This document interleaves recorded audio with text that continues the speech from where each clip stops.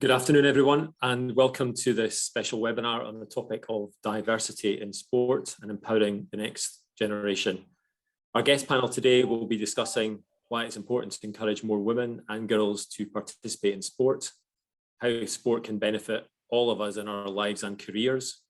We're also going to be discussing how we can all play a part in inspiring the next generation of sports people and crucially to focus on solutions. Today, we've got a really wide and varied audience. We've got people from the education sector, people from oil and gas, and we will be taking questions from the audience, which I'll be picking up on later. Today's event is held as a partnership between one of Scotland's leading law firms, Brodie's, and Battle of the Brits in the community. For those of you who don't know, Battle of the Brits is taking place on the 21st and 22nd of December at the P&J Live venue in Aberdeen, and is a rare opportunity to watch some of the leading tennis players from Scotland and England play on home soil, including Jamie, Andy Murray and Cameron Norrie, and there are some tickets still available. Battle of the Brits in the Community is a programme that aims to take that sporting message directly into schools and give children a chance to play tennis and create a legacy long after the nets have been taken down. Now, I'm your chair today. I'm Frank O'Donnell. I'm the editor-in-chief of the Press and Journal. But to help us unpack the issues here of levelling the playing field, we have three panellists with a huge knowledge of sport at all levels across Scotland and globally. Judy Murray is here. She's a former Scottish international tennis player. She's won 64 national titles, former Scottish national coach. She's the first woman to pass the LTA Performance Coach Award. She initiated the Scottish Development School programme, and she ultimately produced 4 Davis Cup players and 1 Fed Cup player, including her Grand Slam winning sons. In 2011, Judy was appointed captain of the British Fed Cup team, and she's also developed numerous initiatives, including Miss Hits, a starter programme for girls aged 5 to 8, tennis on the road, and she rallies to encourage more women into tennis across the UK. We also have Aileen Campbell. Aileen is the Chief Executive Officer at Scottish Women's Football, the organisation responsible for overseeing the club game across Scotland. Prior to this, Aileen was 14 years at MSP and spent 10 years as a government minister. She was Cabinet Secretary for Communities and Local Government. In government, Aileen also served as Scotland's Minister from Sport from 2016 to 2018. And during that period, she set up the Women and Girl in Sport Advisory Board. And we have Elaine Farquharson-Black, who's a partner at Brodie's, as well as a former Scottish girls and ladies match play and stroke play champion who's represented Scotland at all levels of golf. She's also the only Brit to have played and captained in a winning Curtis Cup team. Elaine qualified as a solicitor in 1991. She's the first female non-executive director on the board of Homes for Scotland, and in 2020 became the first female captain in the 117-year history of the Deeside Golf Club. She's also a director of Aberdeen Inspired and has a connection with the P&J because her father was sports editor of the P&J as well, as I've just found out. So, an esteemed panel here. We're going to get right into it. What do we already know? I think all of us know broadly that women are persistently less active than men with regard to exercise and sport. Some of the studies that have been done show that more men, about 57%, are taking part in sport and exercise compared with 46% of women. There are big splits in that. So very low rates for football, cycling and golf, higher for things like dancing, keep fit and swimming. And we also know that the COVID-19 pandemic has underlined the importance of keeping fit and active to ensure our bodies are ready to fight off illness. I'm going to start with you, Aileen, if that's okay. I think it might be an obvious question, but I wonder, why is this an important topic? There are presumably gender differences in lots of aspects of life, so why should we be concerned about this? So, well, primarily we should be concerned about lower levels of activity in women because we make up over half the population, and if we don't tackle female activity, then we store up lots of problems for society more generally. We know that if you have good habits early on and have good activity levels as a child, and you pursue sport and you participate in sport, that those habits last a lifetime. And we know the massive public health benefits that the country gets as a result of those activity levels. So yeah, it's important for our society, it's important for our health, but also it's important that we encourage more women to take part in sport because we get so much personally from it. You get a sense of well-being, you get that health benefit, And for us at Scottish Women's Football, you know, being part of a team, the camaraderie you get, the whole discipline of playing a sport together and being part of that team is really important. So it's always a worry when female participation levels are lower. It means that we've all got then a job of work to do to try and reverse it. But it's important on a number of levels, personal, community, societal, to ensure that women take part in sport, whatever sport that is. I've got a particular interest in football, and we'll do what we can to encourage more women and girls into sport. But it's the duty of us all to work together and work collaboratively to make sure that generally women's participation levels go up because of the benefits that we all reap from that. Turning to you, Judy, why do you think this is important? And you're working at the front end of this. What progress do you think has been made recently, and where do you see the areas of improvement? I think there's been a big momentum swing behind women's sport for quite a number of years now. I think it was slowed by the pandemic, like many things were. But I think that women's sport has never been in a better place. But I think that although progress has obviously been made, we have to keep our foot on the gas and we have to keep pushing for more to happen. We can't just sit back and say, well, that's great, we made a bit of progress, thanks very much. We have to keep going with this. I mean, for all the reasons that Aileen outlined, of course, for our mental and physical health and well-being. You know, socially, it's great. I mean, if you're not feeling well and you go to the doctor, the first thing they usually say is, go outside, get some fresh air, get some exercise. Like we need to learn to enjoy doing that, you know, from a young age. Then it becomes a way of life. I think finding things that you enjoy doing is the important thing. Finding some friends or a friend that you can do it with is every bit as important, because it's more fun to do something with someone else. And I think it's another thing that the pandemic has showed us is that, you know, our appreciation of things that we can do outdoors that don't have to cost a lot of money. We can enjoy walking, cycling, running, you know, whatever it is. But I think that, you know, when it comes to women in sport, for me, I'm all about getting women active. I don't care how they get active. It doesn't have to be sport. I think there's lots of great things that, especially those that involve music and dance. I mean, music can be incredibly uplifting, and all forms of dance can be great fun. That is a great way of enjoying exercise that has nothing to do with sport. So I think, you know, back in the day when I was young, you know, there were a small number of core sports that pretty much everybody did in schools. Now there's so many options for sport and leisure that we can all get involved in, but we're also contending with screens of all sorts, and screens means sitting down. So many of us are living a more sedentary lifestyle, and again, the pandemic, we're working from home, we're not getting that walk or that commute, etc., etc. So I think that there's lots of things that are impacting it, but for me, on the women's sports side, we have to keep pushing forward, and we have to be prepared to step up and speak up and stand up and, you know, make ourselves unpopular if that's what it takes. But we have to keep forcing this issue. And I think, you know, like with a lot of the things that I do, I try to encourage others to get involved in my sport, which is tennis, by going out and showcasing my sport, whether that's letting people try it or whether it's encouraging people to get involved in assisting, delivering it, or administrating it or officiating it, because we need more women in the workforce. And if we had a more balanced workforce, I think we would retain more women and girls in sport, because women understand the world according to women. Men don't, and that's completely understandable.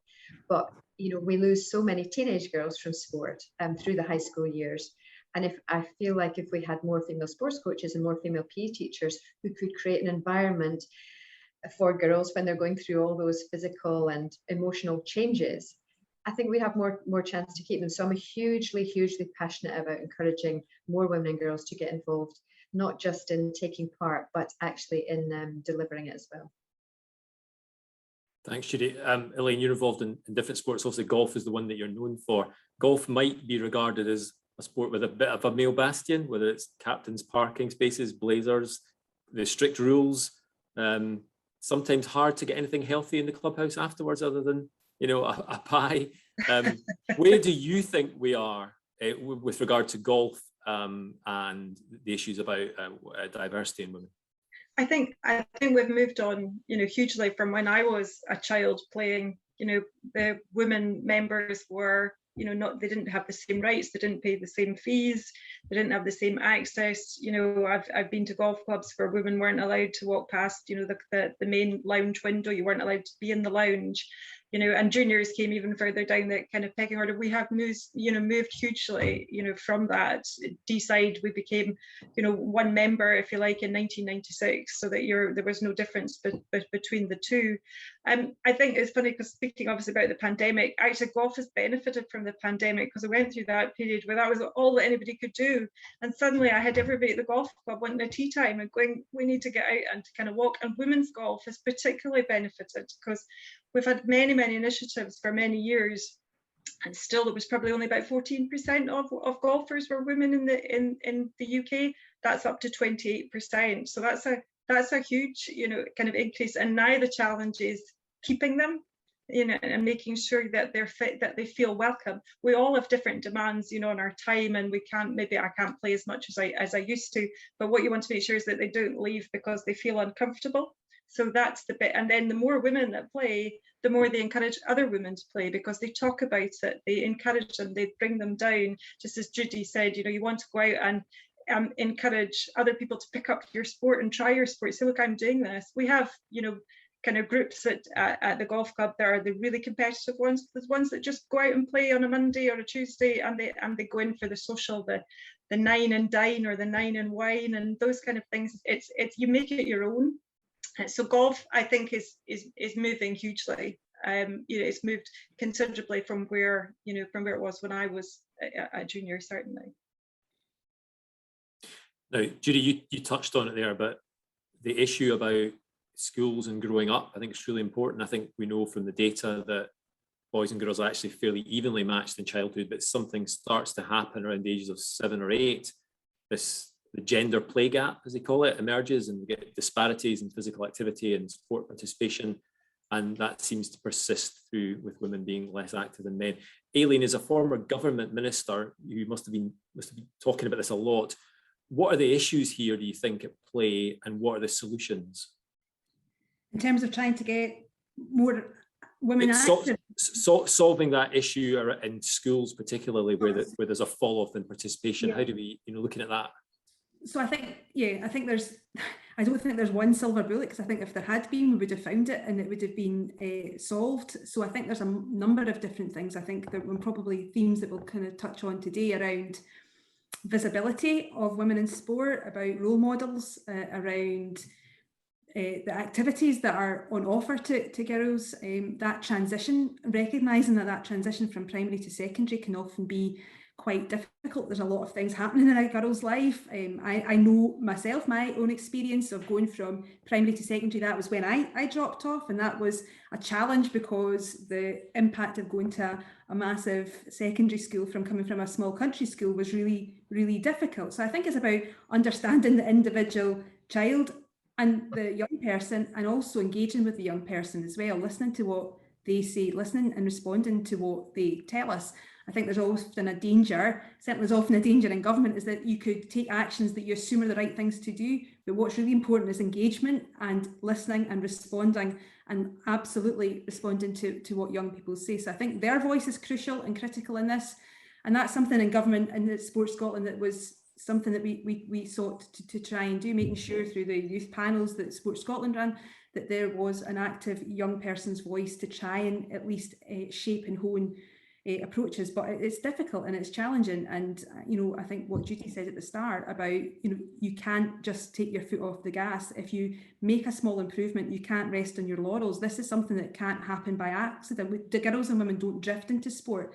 It's by design, it's through intervention, it's through activism as well, that we need to mobilise all voices across the sporting landscape, all agencies, all individuals, to make sure that the transition is smooth, that there are opportunities there, that they're responsive and adaptive and agile to respond to the needs of girls and women, and to make sure that we never take the foot off the gas. And so from a government perspective, they have a national role and a leadership role, which is really important. And schools also have a ready-made audience there that we should be empowering and engaging with them too. But one area that I often found that we maybe didn't mobilise and utilise as much was the youth work sector. I think the youth work sector are really agile, they're really responsive to young people, they have a different relationship with young people, and maybe there's something in there that we need to work harder with about how we can link sporting opportunities, participation, activity opportunities with the wide youth work sector, which is, from my perspective, my experience in government, one of the most agile and inspiring work sectors out there that could have and should have a really full role in helping ensure that young people and young girls don't drop off at those transition ages. So for those transition ages, Judy, are there one or two things that you would pick out as critical to stop that fall off that we could do?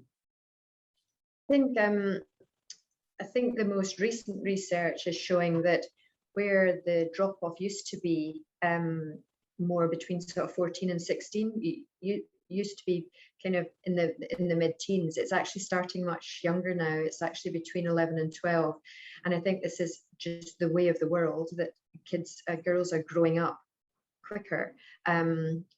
I actually believe that if we invested a lot more in opportunity for women's sport and sportswomen to achieve great things, particularly in terms of national teams, if we really invested in our netball and our hockey and our football, nationalism trumps everything else. People will get behind national teams whether they're men or women. We've just, as women's sport, we started so far behind the men that it's a long way for us to catch up. But if we can bring performances up to a world-class level, and our national teams are right up there competing for Olympic medals or world titles, European titles and so forth, that's the shop window. That's when it becomes really cool and it's in your face and people want to go and watch. We've seen it with the football. There are bums on seats. There's a great buzz about it. The last time I went to Hampden for a women's match, the number of families that were there and the young girls that were there and the teenage girls with the face paints and absolutely loving it. There's your shop window, because they're starting to recognize our players. They qualified for the World Cup. That's what we need to do, in my opinion. And if our national teams, women's teams, start to become world class, and it puts bums on seats, the media will pick up on it. You'll get your coverage. You'll get it on TV. It's the whole thing. If you can see it, you can be it. It will inspire others to get involved or to take it more seriously or to aspire to be part of a national team.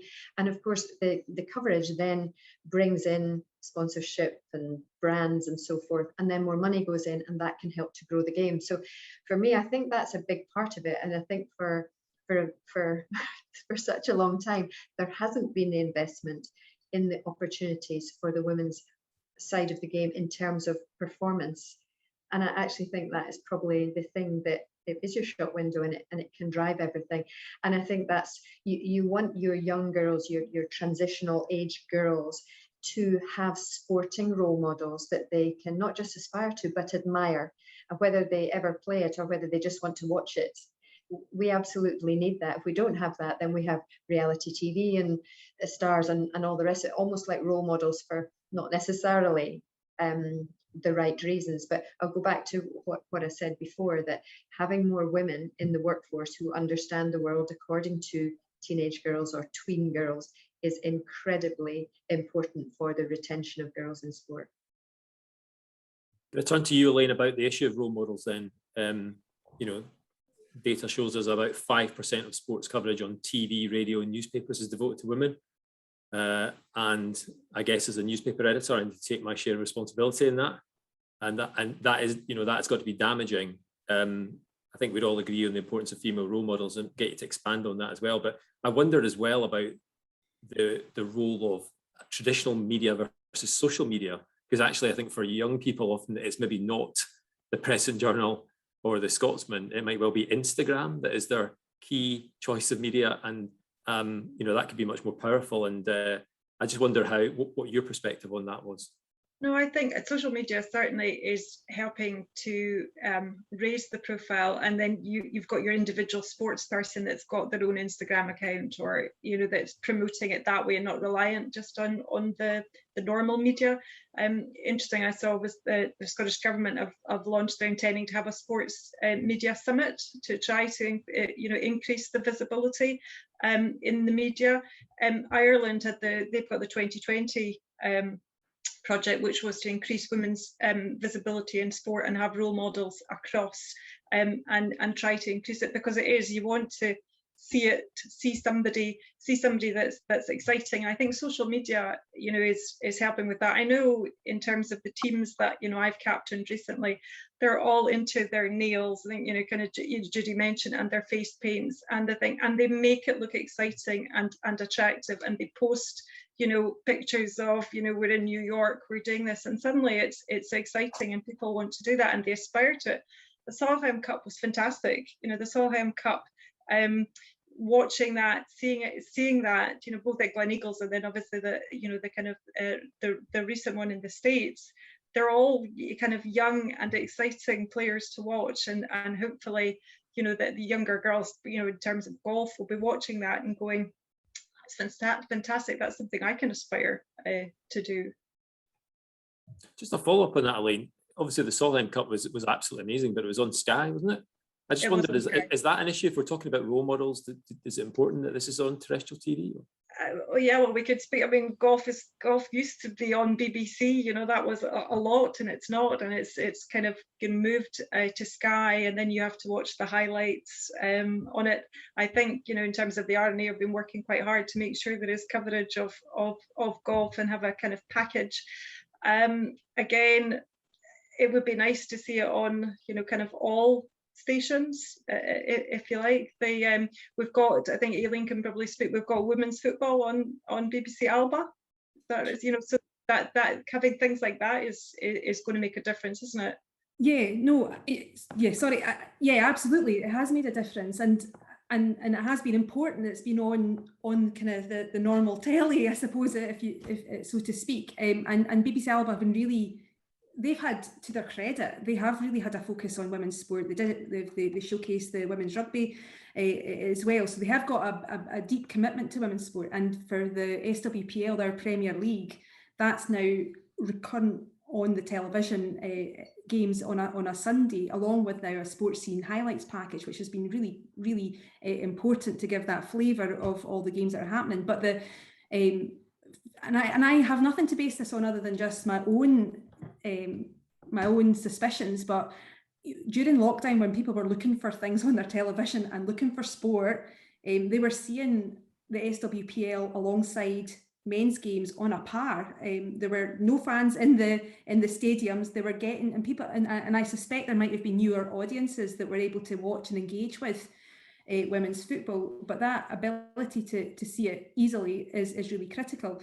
As that develops, though, then there becomes more challenging questions around the commercial, in a commercial sense, about how we grow the game and how we get more investment in it. But BBC Alba have been really, really important. BBC Online have been a good partner as well, and that visibility piece has been really important. And it's interesting as well that even if you've got a live game on the BBC Alba, it doesn't stop people going to watch the games. In fact, the attendance at games seems to be higher where there is a game that's broadcast, which I think is interesting too. There's an appetite there, and we need to then make sure that we work hard to make that product as good as it can be, to have that visibility in your face, not you can't ignore it, and that people see these phenomenal athletes that are playing their sport on top of working through their jobs as well. These are women who are on the television playing games, playing football, playing their sport at a high level, but balancing work and life, which I'm not sure people fully really realise or appreciate. And that's the juncture we're at with women's sport, women's football at the moment, is that how do we grow and develop the game to professionalise it, and what does that mean, and how do we do that in a reasonable way that enables still people to see it easily on the television. I did watch the Curtis Cup and like the British women's amateur, and that they were all on YouTube as well. So you could watch them. So I sat one eye doing a virtual court hearing and the other eye looking at the Curtis Cup, kind of on the iPad on YouTube. So, that using those kind of things, because again, more people are looking at YouTube videos perhaps than, kind of mainstream television programs. Judy, Aileen was talking there about, being on an even playing field with no crowds for men and women. Talking about formats, I wondered, I was really taken with the Battle of the Brits 2, I think, which Jamie did, which was men and women, and that kind of mixing up the format. And then in the Tokyo Olympics, we also saw things like the triathlon mixed relay, which was a new format again, which is great. And I just wondered about running sort of parallel men's and women's tournaments. So we see that, of course, in tennis, athletics, of course. I just wondered about that format thing. But actually, is there an opportunity there with regard to role models to have the sports competing? Could we do that more often? Yeah, I think that's a really great point. I think everybody engaged around the Olympics with the mixed relays and in the pool and on the track. Like, I was loving that because it was new, it was different, and you wondered how it was going to play out, and tactically, of course. And I love that, and I think that, as a society, as Aileen said, we're 50-50 society. So the more that we can have things where we have men and women showcased together, I think for the general public, that is great viewing. I think that tennis is it's in a very favourable position because of 50 years ago when Billie Jean King and her original 9 fought for a separate women's tour, and they really took themselves off, put an enormous risk by saying, we have a product that people want to watch. Why are the men getting 90% of the gate and we're only getting 10%? And they started their own tour. And because they started that 50 years ago, tennis is in the position it's in now. It's way ahead of a lot of the other sports in terms of TV coverage and, endorsement opportunities with players, profile. I mean, the Williams sisters, Maria Sharapova, Osaka now, among the highest, if not the highest, earnings of female sports stars, and they're all tennis. But it's because it started earlier. So I kind of go back to one of the other points that I made about investing in performance and professionalizing. So you don't have a situation like Aileen's talking about, where many of our footballers, hockey players, netballers on the women's side are very, very part-time because they have to work to sustain themselves. We need to get to a stage where, if we want to compete with Australia, New Zealand, England even, we need to invest in it. I also think there is a lot in the need for more diversity at decision-making level. There are too many sports where the major decision, all major change comes from the very top in whatever you do. So male advocacy in women's sport is incredibly important because most of the decision makers are men. But we need to bring more women to the table to be part of those decisions. Otherwise, certainly my experience is that women come off second best because men see things with men's eyes, which is completely understandable. It just doesn't help us. And I think for us to have more women at the top table, we need to invest in a career pathway that encourages and creates the right opportunities for them to get the experience and the knowledge and the understanding and the information and the education and the life experience, or the sporting life experience, to be able to be in these jobs and make a difference. There's no point in being tokenism. I've seen that far too many times. You're the token woman at the table and you get talked over, and you don't, you're just going to be outvoted. You can't have that. You have to have diversity on boards, and you have to have decent numbers. But I don't want to be on a board and not be able to contribute. I need to know that I am informed and I'm, that I can go in with something to offer. So I need somebody to give me the experience that allows me to be confident to take one of those places. So that for me is a huge part of this, that we won't solve the women's challenge the way we want it to unless we have more women's voices in decision-making positions. Judy, just to follow up there, you've worked obviously very hard on spreading the word around tennis, and you obviously have a stellar CV as a player and as a coach. Do you think you found it harder as a woman despite having all those credentials? 100%. Yeah, 100%. No question in that. I think when I took the Fed Cup captain job back in 2011, I realized very quickly how much harder you have to work to make things happen on the women's side of the game. And I remember when I went off on my first Fed Cup campaign, and we were going to Israel, and we were in a lower group, in an obscure part of Israel with 16 other teams, Euro-Africa zone. Nobody paid any attention to us, no journalists, not really any supporters. So it was like playing a club match. I mean, my eyes were like, wow, because I was used to going to the Davis Cup matches with Andy and Jamie, massive crowds, home and away ties. And here we were, Great Britain, in a zone with 15 other teams in a corner of Israel, nobody there. We had to create our own atmosphere.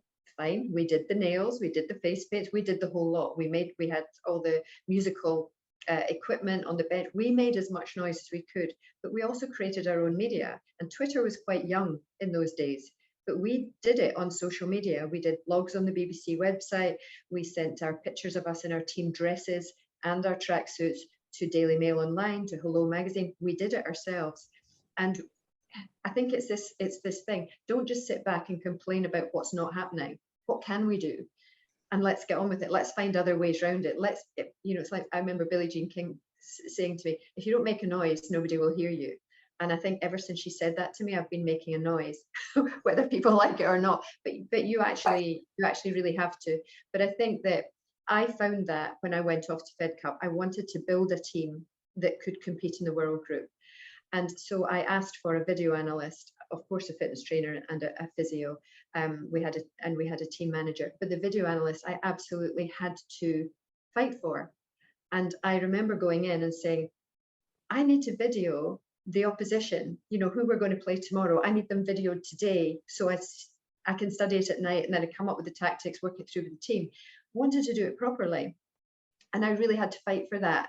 And I actually had to say, at the last Davis Cup match that I was at with the boys, there were 19 people on the GB bench. I'm asking for one video analyst. And it was like, that's the difference, that we're down here and the men were up here, even in a sport like tennis. Let me tell you, now, 10 years on, it is different now. We get exactly what the guys get. But somebody's got to fight for it. And interestingly, I was the first female captain for many, many years of the Fed Cup. And I fight for it because I'm passionate about it. I'm not so sure that the male captains fight for it in the same way because they're not women. So I have this huge thing about the head of women's tennis or women's rugby or whatever. I have this huge thing that they should be women. I really do, because we understand the world according to women.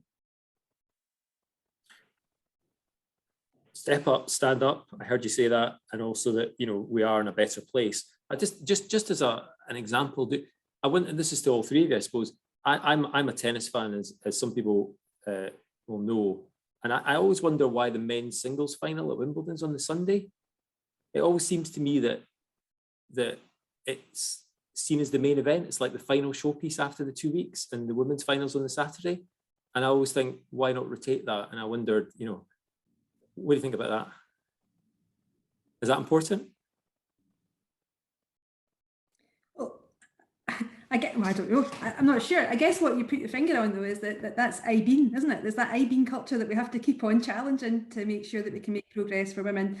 Need to be disruptive. They need to be taking things in a different direction. I think if any of you have read the book Invisible Women, that articulates pretty well why it's important that women are in top decision making, regardless of whether it's sport or whatever, because we get missed out, we don't get counted, and it has massive implications for women in terms of where we work, our safety, how our streets are planned, and how women can then be supported in sport. So absolutely, unfortunately, there still needs to be that disruptive quality that Judy described that she had to make in order for us to continue to make progress for women's sport. And I think for me, coming into sport fresh, that gives me a chance to ask some of the questions and challenge some assumptions that have been there in football. And I think the governing body, the SFA, in the past, if you get a chance to watch the documentary about Rose Riley, do that, because that gives you a chance to understand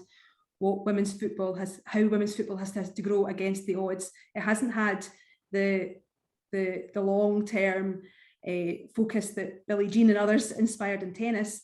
In fact, it actively didn't. There was no support for women's football for a long time from the governing body, and women have now had to work double, triple harder to get to where we are today. Rose Riley's story illustrates how that individual resolve about that individual player going against what the SFA told her to go and play her football in France and then in Italy, and playing for the World Cup team in Italy, winning the only Scot to win the World Cup as yet. But she did that because she had to be disruptive, and we're still having to do that. So it means we have to be there, we have to be counted. And it's not just in sport, unfortunately, it's in so many other walks of life. And if we're not there, then our voices get ignored. So I think, and I detect that there's a culture change, but it's still important that we collectively work together as women too, across all sports. I think that's an important thing too, that we're a country of 5 million, and regardless of whether it's football, tennis, golf, I think there's power in our energy being used collectively that can drive the change as well, which I think is important, and maybe what we don't do enough of in Scotland as well. Thanks, Aileen. We've talked about a lot of things so far, and I just wanted to remind the audience that we do have the opportunity for Q&A, so if anyone wants to ask questions in there, I'll be picking up on them soon. I suppose a lot of people might think that some of these issues are to be solved by, local government or Sport Scotland or Scottish Government. And I wanted to ask all three panelists, what can we all do to encourage more women and girls in sport? Like, what do we as individuals have the power to change right now, today, this week? What could we do that would make a difference? I go to you, Elaine, first on that. I think within the families, fathers, mothers, take your daughter golfing. I grew up, obviously my dad, took me golfing. I played mixed fours with him as a child. We went out as a family doing it together. Now I'm a mother of 2 boys. I was pregnant with Nicholas when I last played for Scotland. I was 2 weeks short of giving birth to Michael when I captained kind of Scotland. They've grown up with it. They see it and actually go out and be kind of a really strong supporter of women's golf. They've grown up with these girls and they see it and they actually recognize the skills. We go, and we play golf together. That's what we do. We go to the football together. I often think, what do other families do? It's and you get some kind of great relationships, obviously, within the families. I've relied very heavily on my parents, taking me places. So there is, there's kind of that element. There is having the strong allies. We need strong male allies. Andy Murray is the perfect. He always makes a point of mentioning, kind of women. Corrects and says they're not the first British player. They're the first, kind of British male player or whatever. So we can all be encouraging. And if you're at the golf club, it's just encouraging the woman or the girl so that they're going to come back. As I said, there's many things where we all have other things competing, but you don't want it to that they don't come back because they feel unwelcome. That's so we can there are lots of initiatives and within the golf clubs and that they're all running. We run things for juniors. We go into the schools a bit like Judy, give them exposure, at that level to a sport, to golf. So we can all do things at our own level. Aileen, what's your perspective? What do you think individuals could do right now? So I think what Elaine said really resonated with me strongly too. I've got 2 boys as well, and one thing that I'm always conscious of is that I know that we talk about how inspiring the women that are playing football are for young girls wanting to come into the sport, but I don't underestimate how inspiring they are for my 2 boys as well. The fact that they're seeing it on the telly, for as far as they're concerned, it's more football, and yeehaw, I can watch more of it, I can go to more games, I can support a successful national team as well, and they know the players, they love seeing it. In fact, when they're playing FIFA, my eldest, he was playing as Erin Cuthbert. So I think it's don't underestimate the impact that they have on young boys as well, and that should be good, because that will mean that we've got generations of boys growing up who really just embrace women taking part in sport as well. I also think that what Elaine said is really important as well. Is about that kind of role model that you have at a community level. So as an individual mother, I want my kids to play sport, and that's important to encourage and to be active myself. So they see their mum being active, albeit in sports not to the levels that either Judy or Elaine have, but certainly I like to take part and I like to give it a go, and I've always enjoyed team sport, and they see me do that, so they recognise that it's important for women of all ages. And I think there's an importance for us to recognise, while there's been a focus on young women and the transition, I think there's probably a growing awareness now of that other part of a woman's life that maybe isn't as understood around menopause, and how important activity levels is for women to be for their health and well-being at that age, which I'm fast approaching myself now as well. So it's in my interest to make sure that we've got much more visibility around that stage of life too. So for me, on an individual level, it's about being active, being seen, making sure that I encourage my young boys to understand the importance of women in sport. And I have a privileged role now in the job that I've got to make a difference for future generations of girls who want to participate in football, making sure that the investment comes, that they are able to participate in a sport that they love, and that we also have an eye as well to that performance side of things that Judy recognises so important, because if our clubs are successful, that produces players to enable us to have a strong national team as well, which then goes on the telly and then make sure that we can have more girls interested in football as well. So, you know, there's lots that we can all do, and it's not going to be any one of us that solves this. It's about that collective activism across all levels, at government, at national government, at local government, at a community level and individual level, and we need to all pull in the same direction. Again, that important point is, a country of 5 million, we can't do this in any other way than working collaboratively and in partnership, and it should be raised as a nationally important issue to get the country active and engaged in sport, and particularly doing more so for women and girls as well. Thanks, Aileen. We've got a couple of questions coming in from the audience. First one, what can be done to break down cost barriers associated with golf and tennis, such as membership, equipment, to get more girls into sport? Football seems more accessible, as you can just have a kickabout in the park. We've not really talked about that as an issue so far, as it whether cost is an issue specifically to this. I just wonder what your perspective on that. Judy, go to you first on that. Yeah, I think it's a good point. It's one of the things that I find myself talking about constantly is the lack of public facilities, you know, tennis courts in parks, tennis courts in state schools. We've lost so many of them over the years, you know, whether they've gone completely or they're just derelict and unplayable. I mean, there's a kind of a initiative at the moment where the UK government have put 22 million into the LTA's 8.5 million. So there's almost 31 million going into renovate or resurface unplayable or unsafe park courts. So it's about 4,500 park courts across the UK. So we need to make sure that Scotland gets its share of that by identifying where they are and working with the local authorities and getting them done up, and, you know, online booking systems. So to make your sport more accessible, more affordable, you need public places to play, so that those who see something on the TV and want to have a go at it, they're not going to rock up and join a golf club or a tennis club. They're just not going to do that. You need somewhere where you can start it. So we need public facilities. I'd say, generally speaking, tennis clubs and certainly golf clubs, they want people who can play the game already. They're not so good at accommodating people who are brand new and starting out.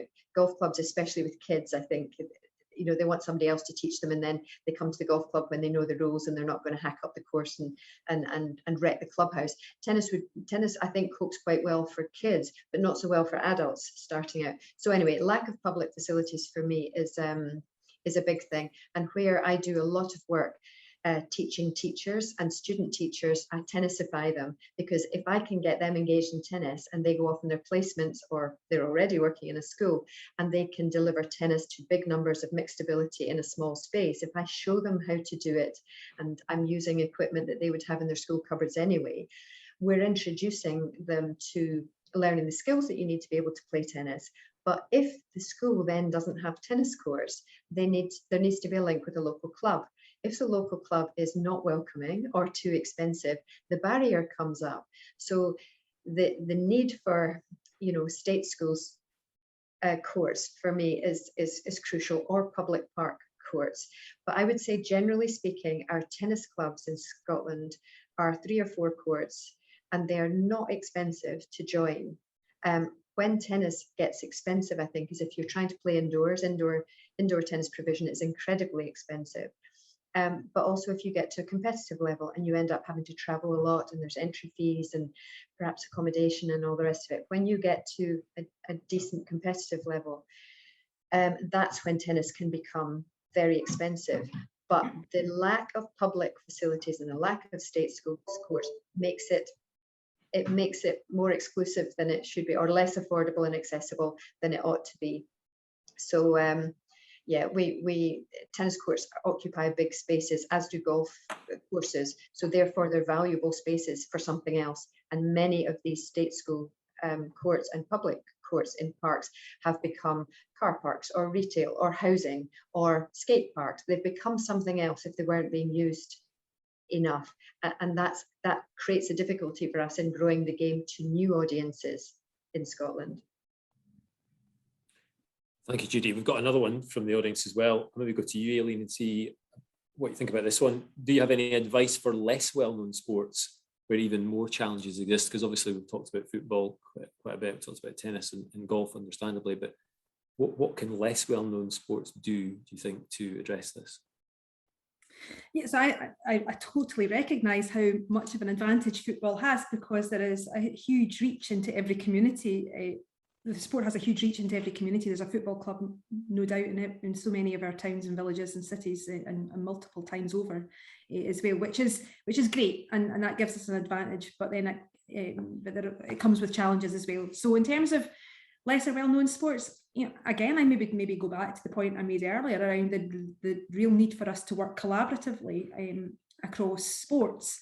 I think, for me, coming new into football, that's what I have tried to do. You know, I've not just sought to look for the solutions to some of the challenges I face in football, but have engaged with colleagues in other governing bodies, whether that's athletics or with rugby, to try and work through what do we do and how do we work more effectively together to address some of the challenges which are common to us all.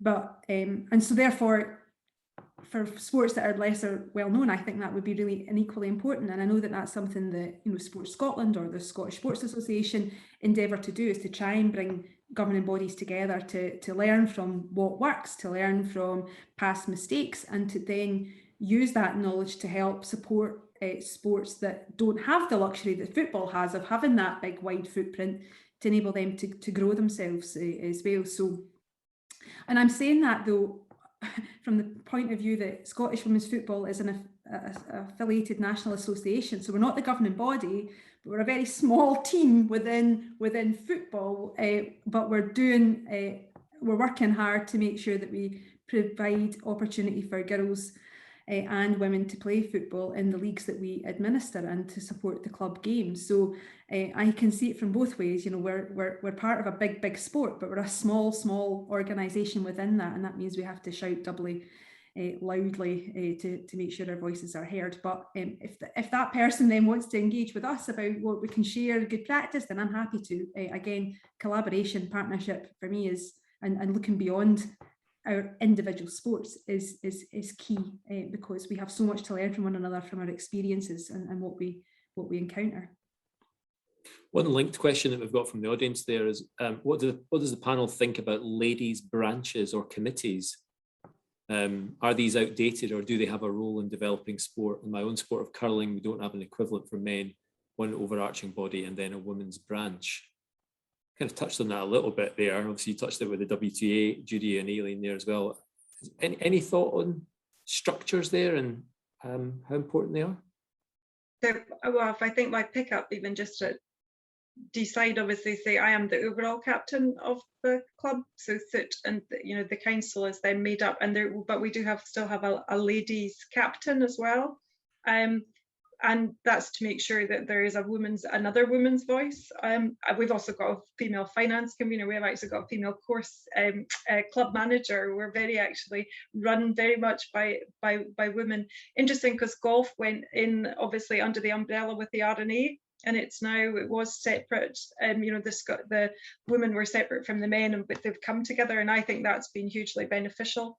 But still having what Judy was saying, you still need the women's voice. That's the problem. So you need to have the committees that are balanced and are covering both aspects. You can't then subsume the sport into the one body and then not have the women's voice. So you still do need, might just be one committee, but you still need the kind of voices. Just Brian, just going kind of back just in terms of the question about golf and expense. There's actually a lot of clubs that don't charge for junior membership for golfers to try to encourage them into the game and to progress through that. But very much echo Judy's points in terms of the public access to the course. I grew up, playing the pitch and putt at Hazelhead, then the 9-hole at Hazelhead, the 9-hole at Nig Bay here in Aberdeen. There used to be putting, the public putting down beside the River Dee. All of those where the driving ranges, they were all public, so you did have that access. So that bit is kind of really important. And I suppose just also picking up on Aileen's point about the minority sports.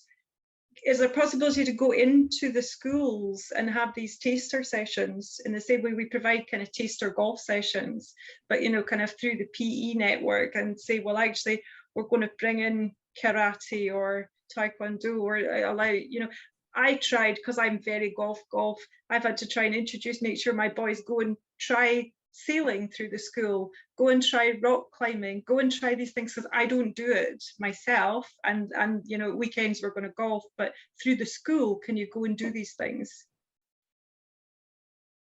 I guess that some of these things are really difficult as well when it's through the school, and knowing what schools are encountering, and given that we've just gone through a pandemic and people's lives have been disrupted as well, and the fact that for people who don't have means, that life is really, really challenging as well. And I think that's about us all then understanding what more can we do to ensure that, to just do what Elaine has described, and to do so in a way that understands some of the challenges that families face. In my last portfolio, that was one of the things I had responsibility for, was child poverty. And one of the real, it goes back, the cost of the school day can be really tough for a family, and that's just to get through the general education, whether that's school clothing, school meals, a whole host of other things.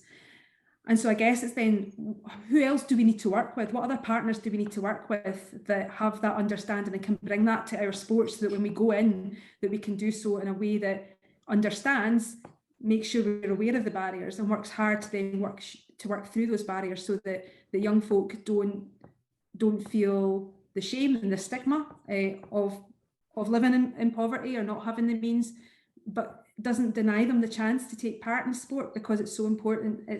It's so important that we give young people the opportunity, because it's probably those young folk in particular that will face the most challenge in life, the most health inequalities, and therefore it's much more important that we give them the chance and the tools to be able to enjoy and participate in sports, so that they can have those good habits going forward. And that's not going to solve everything that they face, but I just wonder then about us then working with other partners to work through those things and difficulties that families are facing, those barriers that families are facing, and that those children will internalise in terms of their poverty, and put them off taking part in sport. And that's bigger questions for us all, but I think it's one that we probably will want to embrace and do and take action on. Another question that's come in is about whether tackling the nuts and bolts here are more important, or whether big campaigns like This Girl Can, which I think was Sport England campaign, is that got a part to play? Do you as senior women in sports see those kind of things as important? Just maybe go to you, Judy, on that. Yeah, I think, This Girl Can was a very, very, very expensive campaign, and certainly it raised awareness. It was a very clever campaign. I think my thing is always, and I suppose it's because I'm I am very practical with what I do. I go out, and if I see something that needs to be done, I'll go out and I'll put my back into it, and I'll try and make things happen. I think, you know, raising awareness is one thing, but you actually need to know that there are places to play, whatever the sport is. There's activity that's accessible and affordable. Of course, there are lots of things about getting active that you can do on your own, like walking or running or cycling. We don't all have access to a swimming pool, for example, but you know, there are plenty of things that don't have to be about being part of a sports club. But I think with one of the things I was going to say when we were talking about something earlier about what we can do is, one of the things that I did to try to encourage more women to get involved in delivering tennis, and I don't necessarily just mean coaching, I mean, you know, running fun days, come and try days, running competitions, getting involved at your club, assisting in something and so forth, because we need more women around. And my experience of community clubs has always been that largely the volunteers who do most of the work are often women. They're very often women who, you know, maybe they have a little more time on their hands, or they're retired or whatever. We need to make sure we don't lose that, because they are what prop up our community clubs. So one of the campaigns that I started with the LTA for tennis workforce was that we brought in a number of female tennis coaches, and we basically trained them and empowered them to deliver things to other women and encourage mums, club members, teenage girls to get involved in helping out in some way, in order to obviously keep the young ones in the game, but to grow our workforce. Because often for women, taking the first step, it's lack of confidence, or I don't know anybody, I don't know what I'm going to be asked to do, or don't ask me to do too much. So it was always, yeah, come along, bring a friend, or bring a group of friends, or bring your mum, bring your daughter, whatever, and come in. Can you do an hour? Could you do 2 hours? Could you run the cafe once a month? Or, you know, whatever it is, don't ask them to do too much. Find out what they can do and get them involved. And that way you grow your numbers. You know, and lots of things we did with teenagers, and it was all bring a pal. Bring a pal. So your 10 girls that play at your club suddenly becomes 20, and you make it very social and very fun, and there's music, and in time you let them start to design the content of that Friday night session, for example. You theme it, you choose the music. Do we bring in pizza? What do we do? You make it social, and you create a sense of belonging. But I do think that we can all do something like that, you know, whatever our role is as older women. And I don't mean really old women, I just mean older women. We have experiences that are valuable to others, whatever it is. So can we put our arm around one other person and say, come and join my gang, could you come and help me with this, and start to grow our numbers like that? Because my experience of women and girls is that often we lack the confidence to take that first step. And we need somebody there that's on the end of a phone, or, you know, a friendly face. We need to know somebody. So that is definitely something that we could do for sure. But, you know, on the campaign, you can throw money at big one-off campaigns. I don't mean this girl can. I've seen it so many times, and it makes a big hit in the media, and it creates a lot of sound bites, but it doesn't have a lasting effect. Lasting effect is people. You invest in people. People make things happen. People create environments. And that's a lot of what I do. I go out and I showcase my sport, and I try to invest in people. Thanks, Judy. We've just got a couple of minutes left. I'm going to go to the last question. I'm going to go to you, Elaine, because Battle of the Brits in the community is fantastic. I just wondered, obviously, Brodie's is key supporter of sport across Scotland as well as this. As a partner with Brodie's, why is it so important for you, do you think, to get involved in this kind of event? What is the company getting from that? What are the staff getting from that? Why are you such a key supporter? The community outreach program that Judy is doing with it, you know, so fabulous that we're going to get, you know, to go and watch Andy and Jamie, you know, and Cameron playing, you know, kind of tennis on the day, but the wider part and the spreading out, you know, Brodie's is a part of the community. We've supported swimming, you know, we've supported various kind of sports, because it's about a little bit about giving back, but giving people active. I suppose linked to that probably is the bit, you know, and how sport and business kind of get together. And one of the things I'd quite like to see is, you know, more businesses taking on sports people, particularly once they've maybe had their career, she says. And, you know, all of the things that we talked about, you know, that you get playing sport, confidence, you know, resilience, time management, you know, task orientated. These are all skills that are transferable into business and can be used to provide these decision makers that Judy was, you know, talking about in the boardroom, and the diversity and having women, encouraging them at, you know, at that stage. So if we can encourage people through the Battle of the Brits at that young age, then you're looking for the business, you know, kind of community will benefit, you know, kind of down the line. Thanks, Elaine. We're right on time. I just want to sum up by, I mean, a great discussion. I think it's interesting that there's a long way to go, but clearly the panel feel there's a momentum swing, that, you know, we've never been in a better place. A lot of emphasis on the mental health benefits of sport, as well as physical, friendship, the long-term benefits in terms of career. Elaine, you mentioned that, time management, confidence. Judy, you mentioned that we need to step up and stand up and make a noise, like Billie Jean said. We need more women in senior positions, more female sports coaches. We need to invest in our national teams and the virtual cycle that comes with that, of investing in performance. We need more male advocacy as well for women's sport, and really a lot of practical tips on how we can all play a part and effect change, I think, in our local communities. I'd like to thank you all for taking part. I think it's been a really interesting discussion, and I'd like to thank all the audience for listening and for your excellent questions. And with that, we'll end.